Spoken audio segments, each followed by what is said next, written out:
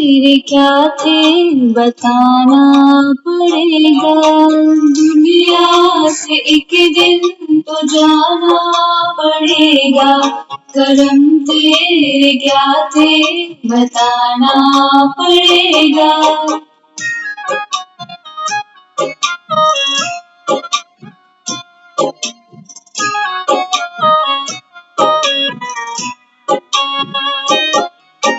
मानुष कतल के क्या क्या किया है। मानुष कतल के क्या क्या किया है। मुझे मूल्य उसका चुकाना पड़ेगा। करम तेरे क्या थे बताना पड़ेगा। दुनिया से एक दिन तो जाना पड़ेगा। करम तेरे क्या थे बताना पड़ेगा।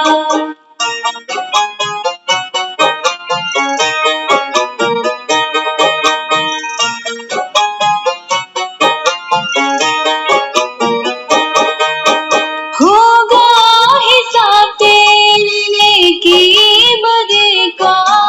होगा हिसाब तेरे नेकी बदे का। मुँह तुझको अपना दिखाना पड़ेगा। करम तेरे क्या थे बताना पड़ेगा। दुनिया से एक दिन तो जाना पड़ेगा। करम तेरे क्या थे बताना पड़ेगा।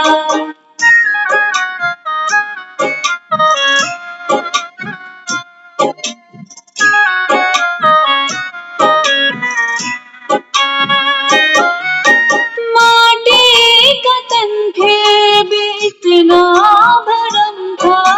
माटी का तन फिर भी इतना भरम था। अब तुझको ये बोझ उठाना पड़ेगा।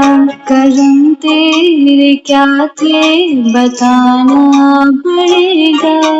दुनिया से एक दिन तो जाना पड़ेगा। करम तेरे क्या थे बताना पड़ेगा।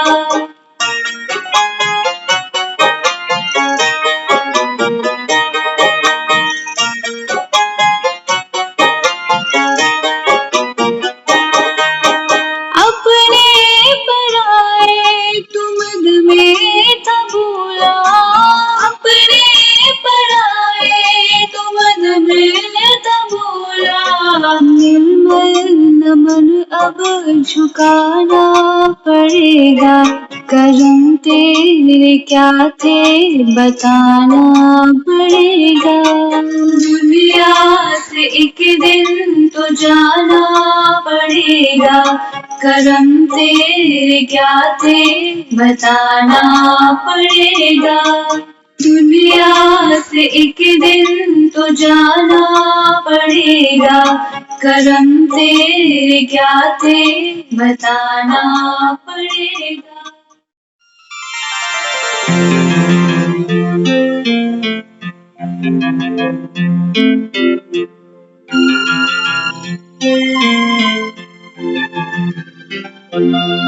ये मेरी अर्जी है। ये मेरी अर्जी है। वो मैं हो जाऊं जो तेरी मर्जी है। वो मैं हो जाऊं जो तेरी मर्जी है।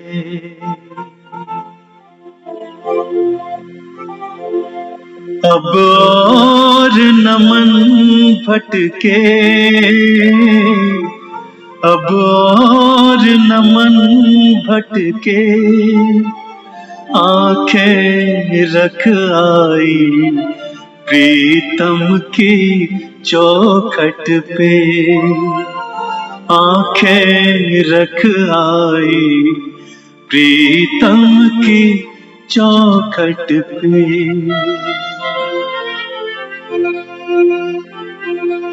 है इश्क बड़ी बाजी,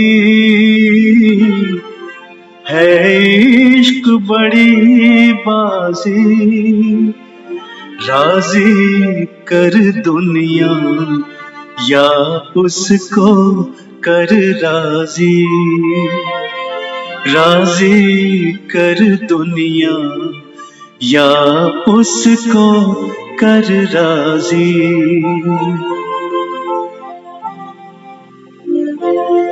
लफ्जों का टुकड़ा है,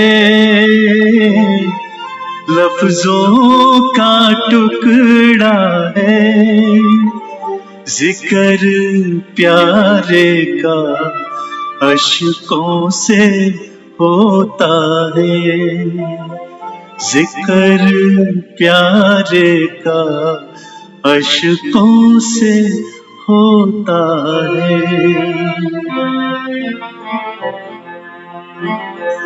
हाँ जी दिल की तैयारी है, हाँ जी दिल की तैयारी है, याद प्यारे की भीतर तो जारी है, याद प्यारे की भीतर तो जारी है। ये मेरी अर्जी है, ये मेरी अर्जी है, वो मैं हो जाऊं जो तेरी मर्जी है, वो मैं हो जाऊं जो तेरी मर्जी है। Engineering days में I used to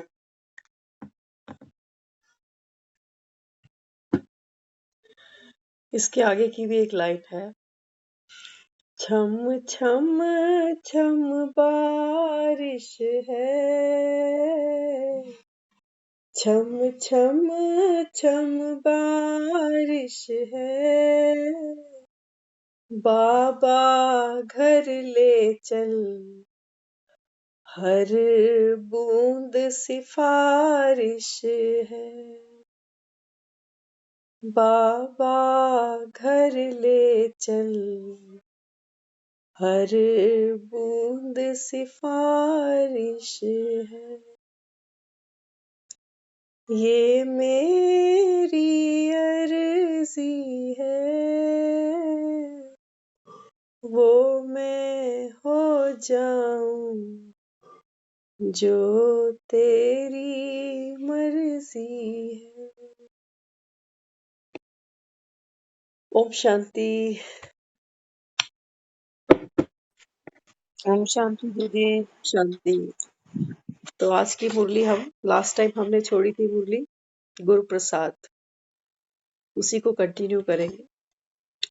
तो बाबा मुरली के माध्यम से हमको बताता है कि बच्चे जो फूड हम देते हैं खुद को शरीर में क्योंकि फूड तो हमको निरंतर चाहिए, पानी भी चाहिए, रोटी भी चाहिए, है ना।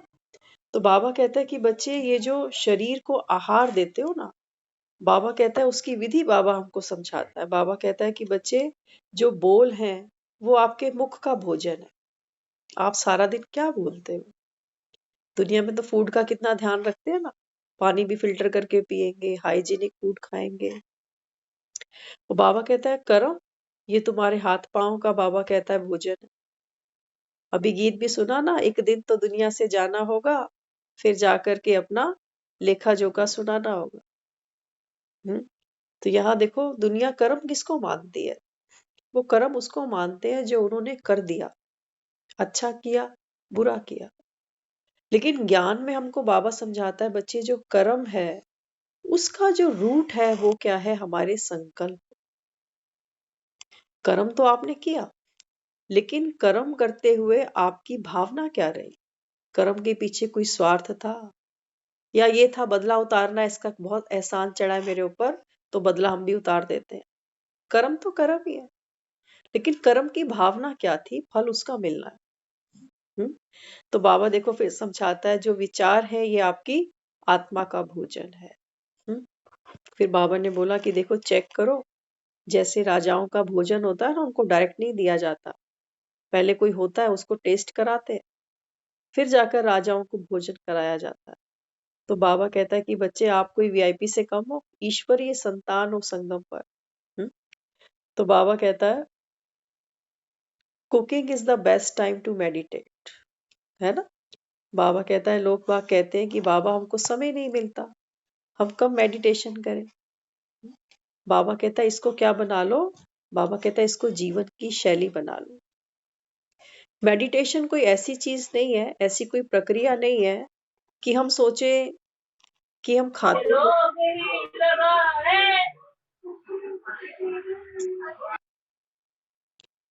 मेडिटेशन कुछ ऐसा नहीं है कि हमको अलग से टाइम निकालना पड़े। हाँ, अगर कोई खाना खा रहा हो और हम उसको बोले भागे, तो भागना और खाना खाना ये दो अलग अलग क्रियाएं हैं, ये एक साथ नहीं हो सकती।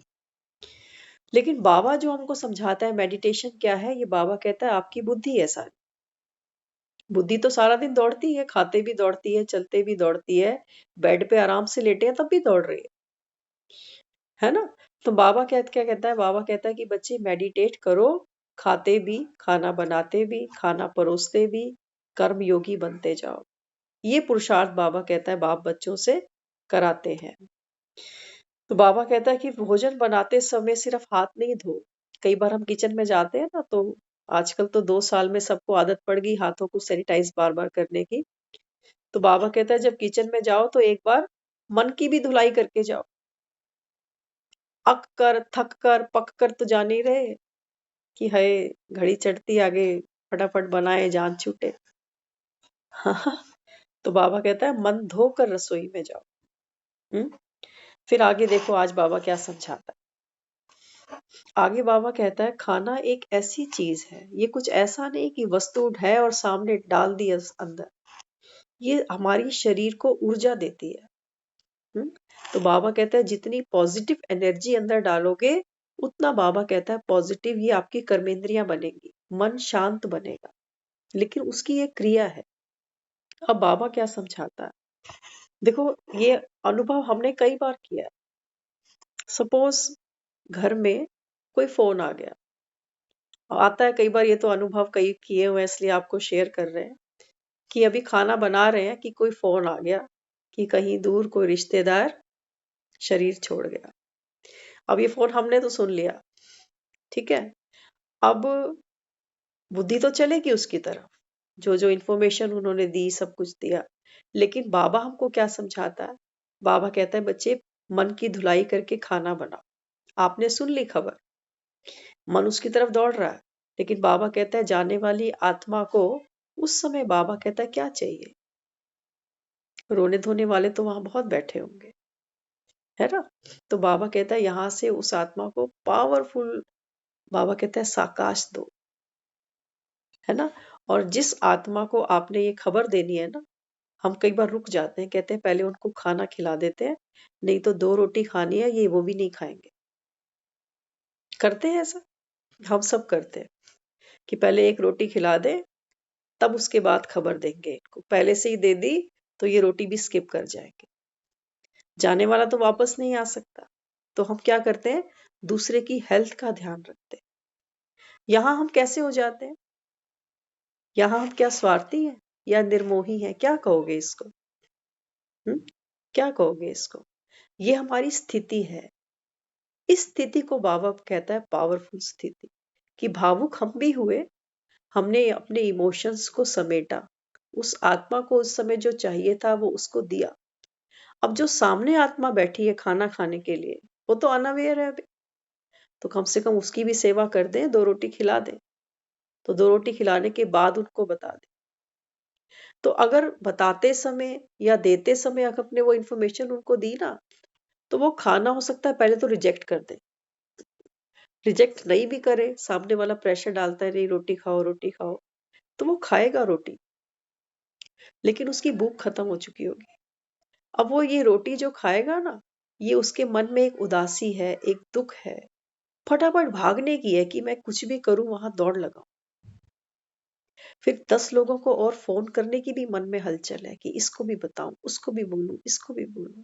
वो सब जो बात के प्रोसेस चलते रहते हैं। लेकिन यहाँ बाबा हमको क्या समझाता है? Bad news. बैड न्यूज बाबा कहता है, खाने के बाद सुनाते हो ना कि दुख अंदर ना जाए। रोटी के साथ रोटी के साथ बाबा कहता है दुख अंदर ना जाए, इसलिए बैड न्यूज बाद में सुनाते हो। ये धुलाई है ना। खाना कैसे खिलाया उसको?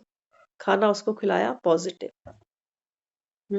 और आपने खुद देखा होगा, जब जीवन में ऐसा कोई समय आता है ना, तो हमारी भूख खत्म हो जाती है। याद भी नहीं होता कि हमने खाया भी था कि नहीं खाया था। ब्रेन इतना आउट ऑफ कंट्रोल निकल जाता है।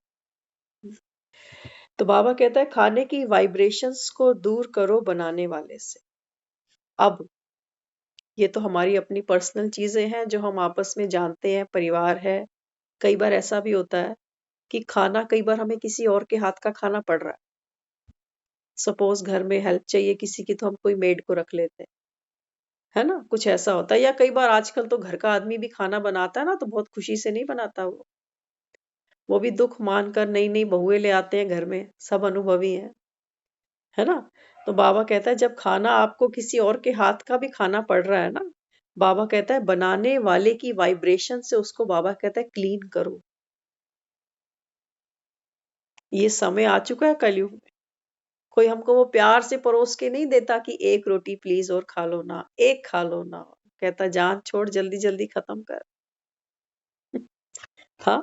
तो बाबा कहता है खाने बनाने वाले की वाइब्रेशंस को खाने से बाबा कहता है क्लीन करो, पानी को अमृत बनाओ। ये पुरुषार्थ हमको खुद करना पड़ेगा, क्योंकि कई बार ऐसा भी नहीं होता। खाने बनाने वाला हो सकता है हमारे से अच्छे रिलेशन हो, उसके भावुक भी हो, लेकिन मन की स्थिति हमको नहीं पता ना किसकी कैसी है। मन की स्थिति हमको नहीं पता कि किसके मन में क्या चल रहा है। तो एक बार हम सुन रहे थे किसी के बारे में, वो बता रहे थे कि कुछ दिन से उन्होंने मेड रखी हुई थी घर पे।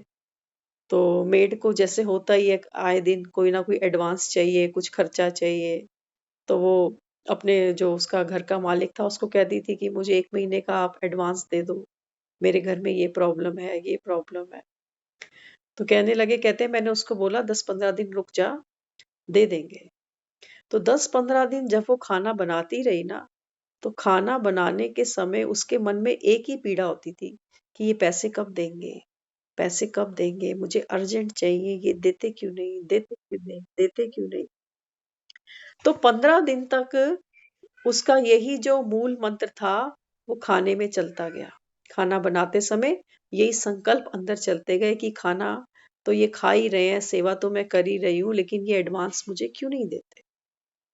अब 15 दिन वो खाना उन्होंने खाया और आके अपने फ्रेंड से बात करने लगे।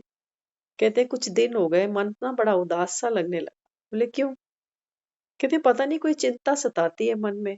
कई बार पैसों को लेकर ऐसा आता है कि कोई ऐसा समय ना आ जाए कि कुछ अपने लिए बचे ना बचे, चिंता सी होती है, जबकि अर्निंग वगैरह ठीक है उनके पास। कहने लगे 10-15 दिन से ऐसे ऐसे ऐसे मन में विचार आ रहे हैं कि क्या करें, पैसे को कैसे बढ़ाया जाए, कहाँ लगाया जाए, अच्छे रिटर्न्स मिले। मन में पैसों को लेकर चिंता चल रही। तो उन्होंने, जो उनके दोस्त थे वो मेडिटेशन को समझते थे, तो उन्होंने बोला खाते क्या हो सारा दिन? तो बोले खाते क्या है, जो मेड बना देती है वो खा लेता हूँ। तो बोले मेड बनाती है खाना? जी हाँ जी, मेड बनाती है। तो बोले कि मेड का जो है कुछ ठीक चल रहा है सिस्टम खाना बनाने का, कैसा? बोले हाँ, कुछ दिन पहले पैसे एडवांस मांगे थे तो मैंने टाल दिया, 10-15 दिन बाद ले लेना। तो कहने लगे आज आप ना उसको पैसे दे दो जाकर, और फिर 15 दिन बाद मुझे बता कि अब आपके मन की हालत कैसी है। तो दोस्त ने कहा तो जाकर पैसे दे दिए मेड को।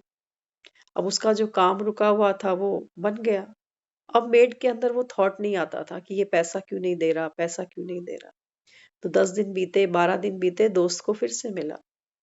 कहते हैं अजीब सी बात है, जब से उसको पैसे दिए हैं ना, तब से मेरे मन में वो ख्याल ही नहीं आया घूम कर।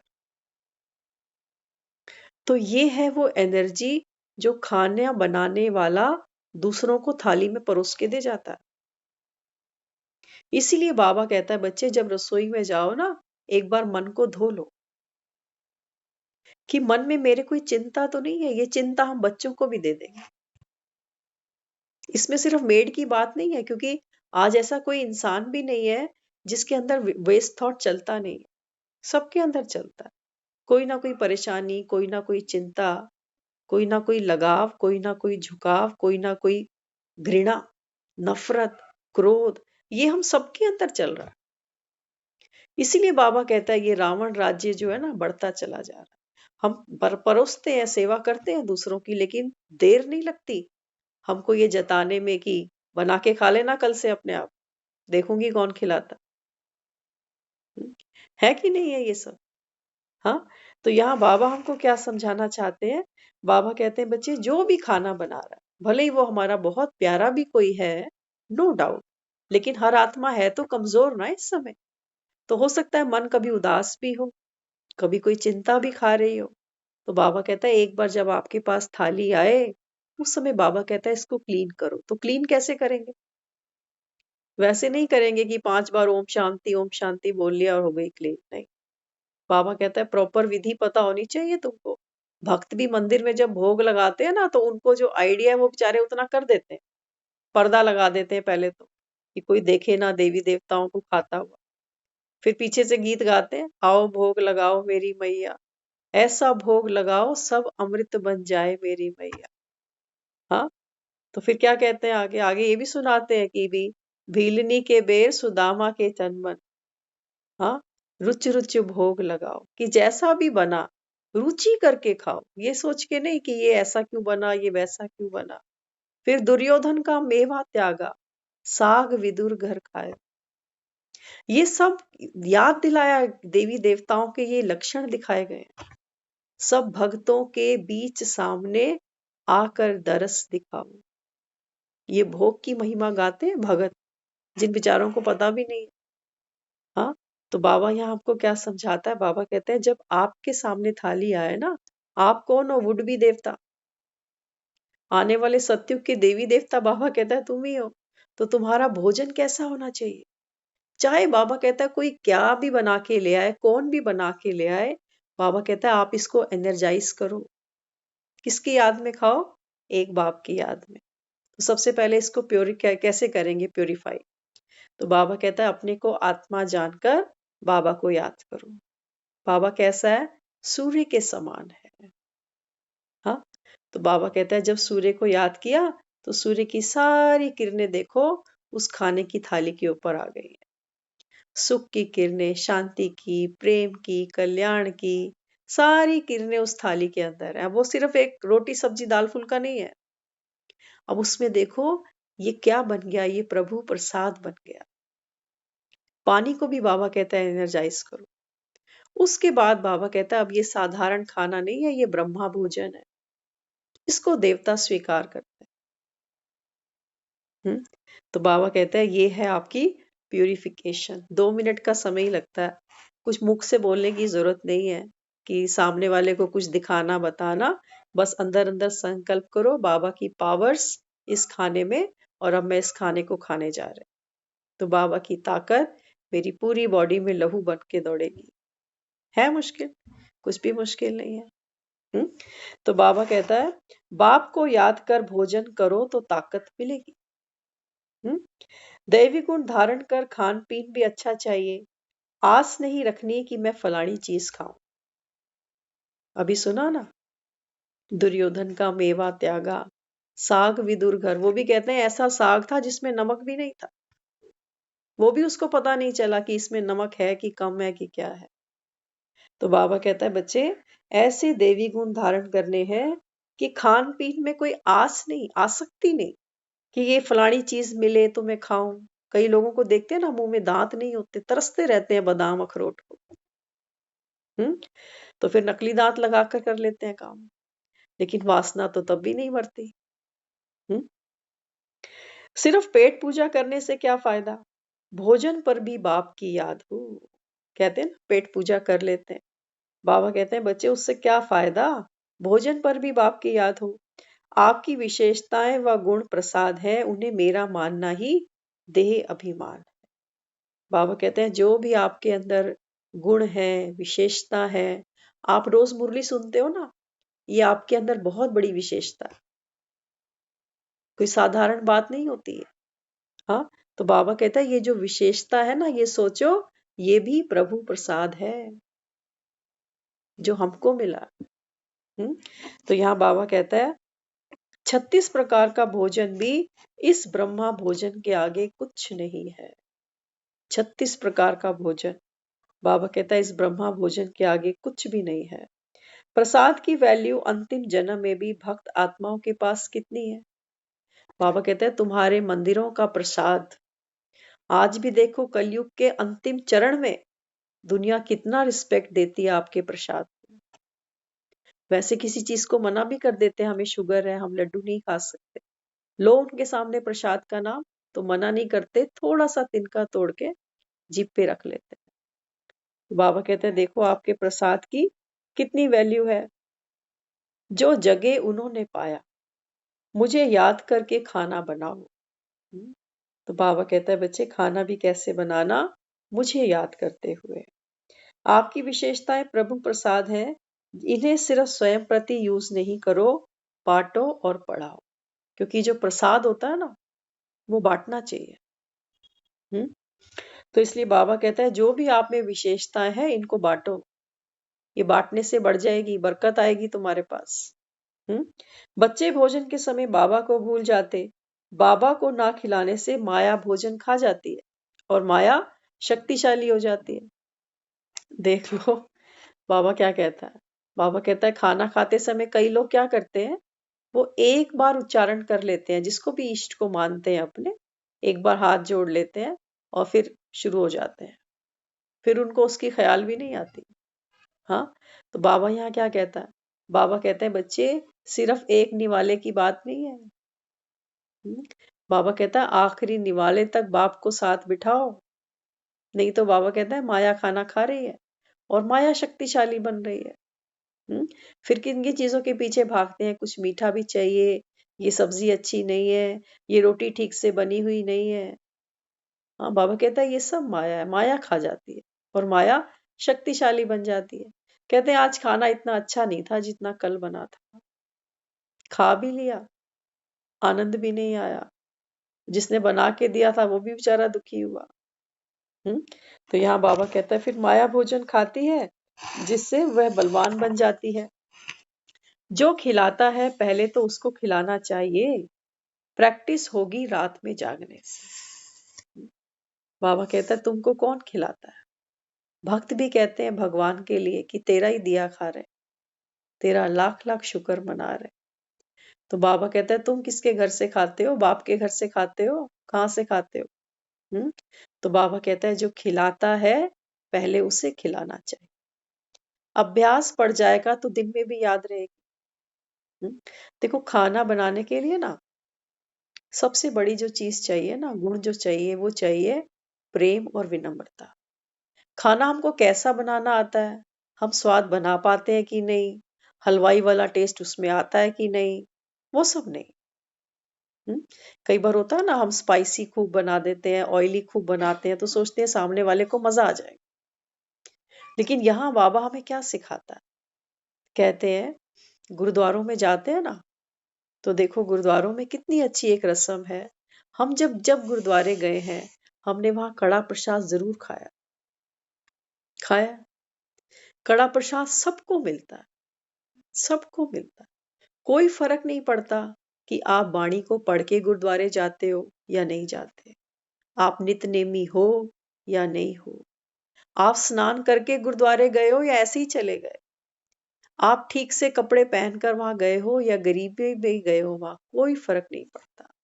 एक ही चीज है वहां जो सबको एक जैसी मिलती है, वो है प्रसाद, कड़ा प्रसाद। लेकिन बाणी हमको सिखाती है बात सिर्फ कड़े प्रसाद तक नहीं रह जाए। हाँ, कहां तक बात बढ़े? गुरु प्रसाद तक। तो गुरु प्रसाद क्या चीज होती है? बाबा यहाँ हमको समझाता है कि बच्चे बाप समान बनना, ये है गुरु प्रसाद। अब देखो जब कड़ा प्रसाद बनाते हैं ना, तो उसमें 3 चीजें होती हैं जो एक ही क्वांटिटी में जाती हैं। देसी घी, आटा और चीनी। ये तीनों चीजें, जितनी आपने देसी घी लिया उतना ही आटा चाहिए, उतनी ही चीनी चाहिए।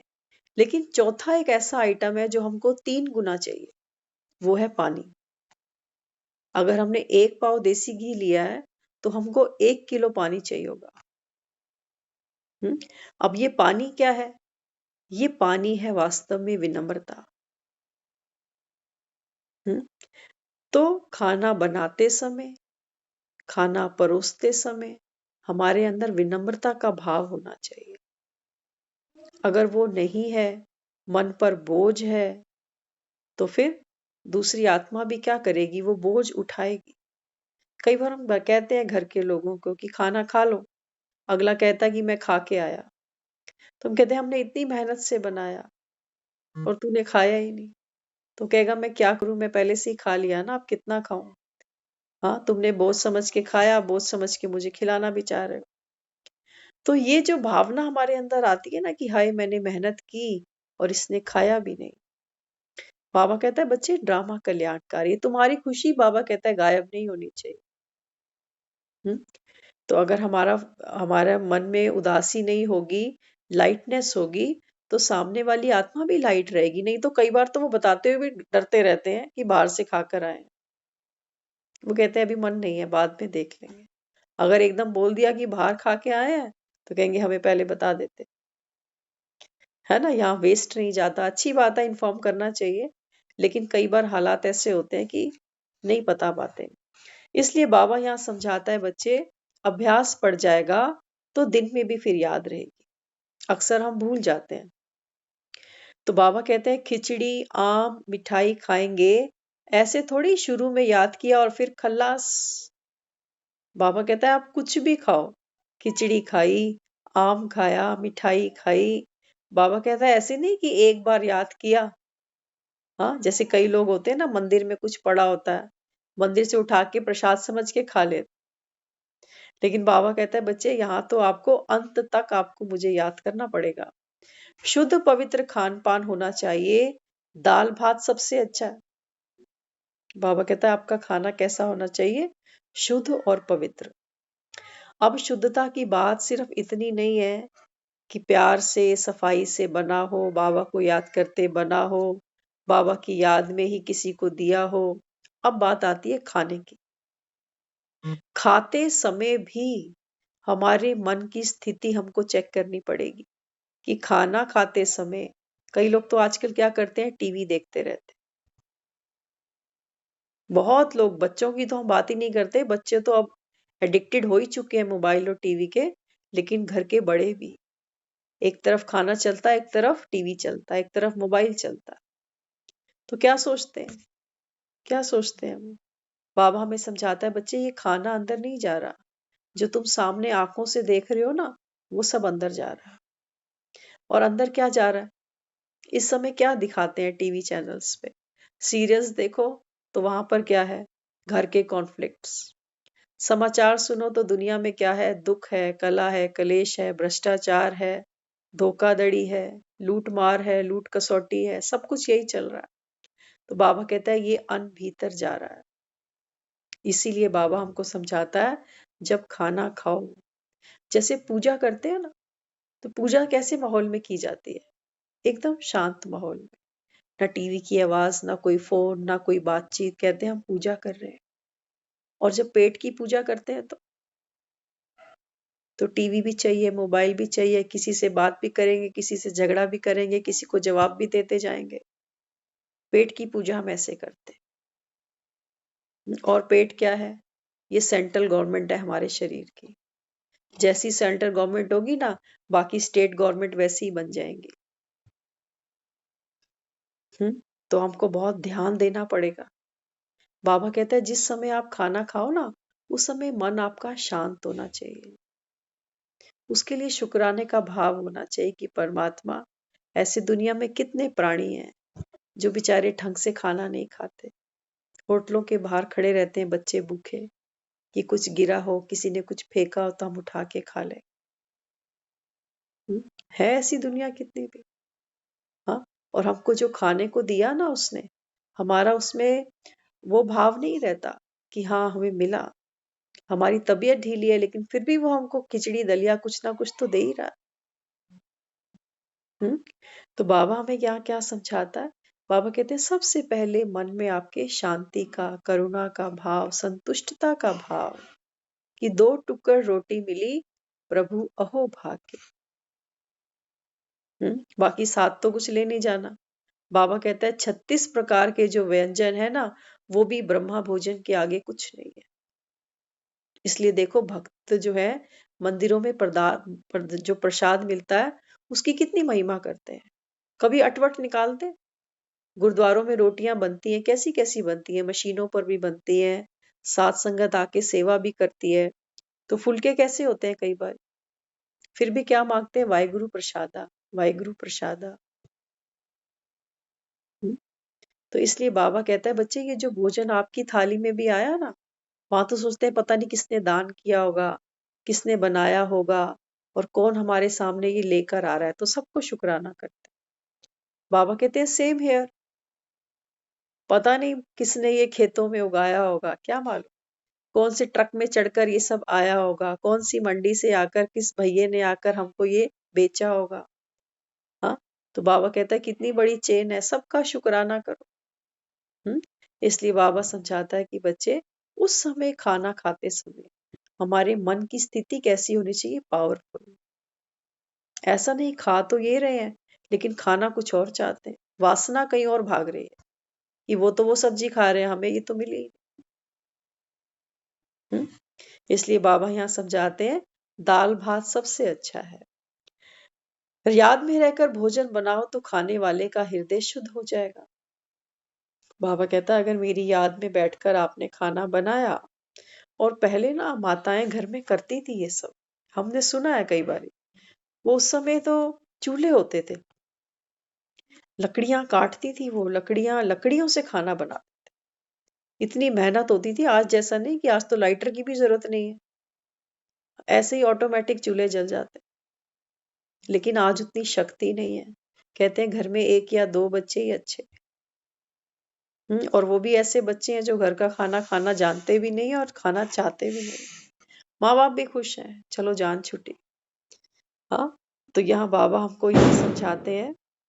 बाबा कहते हैं बच्चे याद में रहकर भोजन बनाओ तो खाने वाले का हृदय शुद्ध हो जाएगा।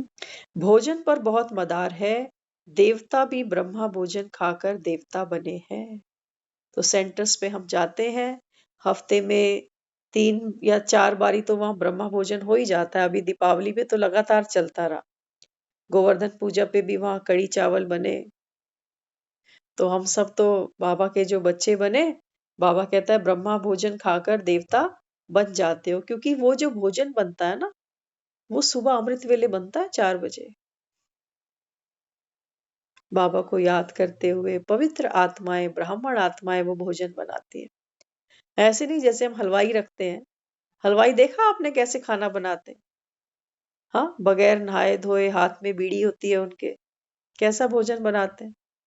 हाँ, और हमने तो अभी ये भी देखा, अभी थोड़े दिन पहले की ही बात है, जिस हलवाई ने खाना बनाया ना, उसने क्या किया, हलवे की आधी बाल्टी अपने पास पहले ही उसने साइड में रख ली, हलवे की बाल्टी। तो बाद में जब वो सिमटा सिमेटी करने लगे तो वो बाल्टी पे जब हाथ गया तो ढक्कन उठाया तो उसमें तो हलवा पड़ा था। तो वो हलवाई बोला ये हमने घर ले जाने के लिए रखा हुआ। सोचो, अभी संगत में बटा नहीं, प्रसाद बटा नहीं, भोग लगा नहीं, हलवाई ने पहले ही उसको साइड करके रख लिया।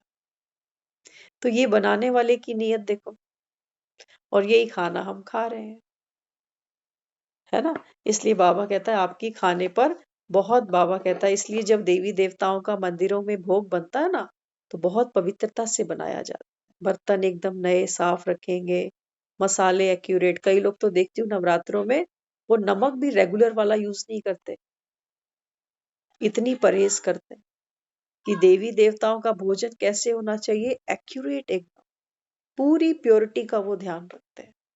तो बाबा कहते हैं प्योरिटी सिर्फ बर्तन भांडों तक नहीं होती है, प्योरिटी बाबा कहता है बनाने वाले के अंदर भी होनी चाहिए, और यही प्योरिटी बाबा कहता है आप खाने में ट्रांसफर करो और फिर जिनको खिलाना है उनके अंदर भी ट्रांसफर हो जाएगी।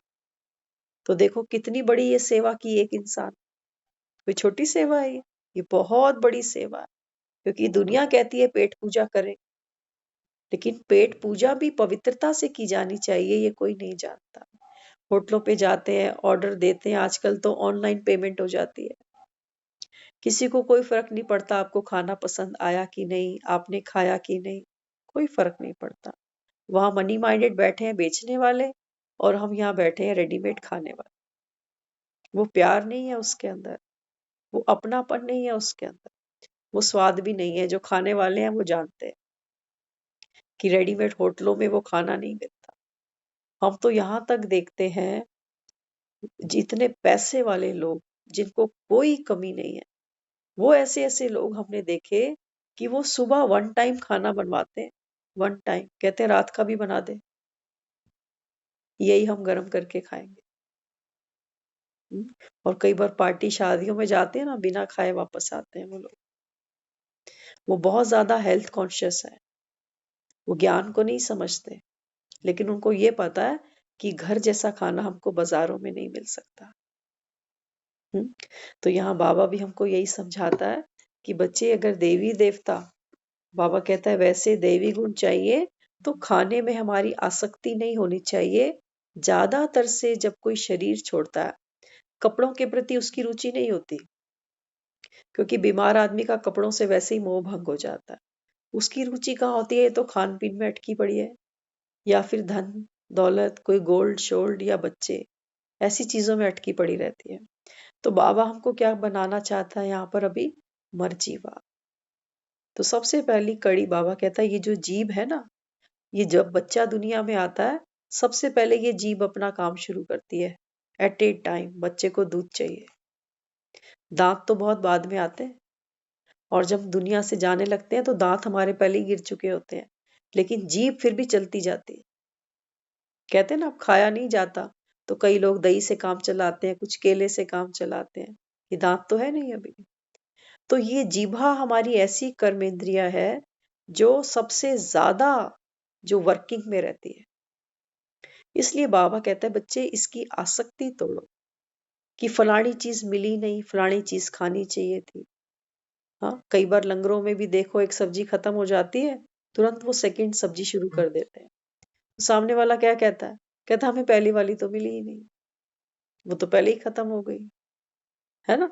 तो बाबा यहाँ में क्या कहता है? जो भी कुछ आपको मिले, बाबा कहता है प्रारब्ध समझकर, ब्रह्मा भोजन समझकर, गुरु प्रसाद समझकर, बाबा कहता है इसको एक्सेप्ट कर लो। तो बाबा कहता है मन भी तंदुरुस्त होगा, शक्तिशाली होगा, तन भी तंदुरुस्त होगा, शक्तिशाली बनेगा। ओम शांति।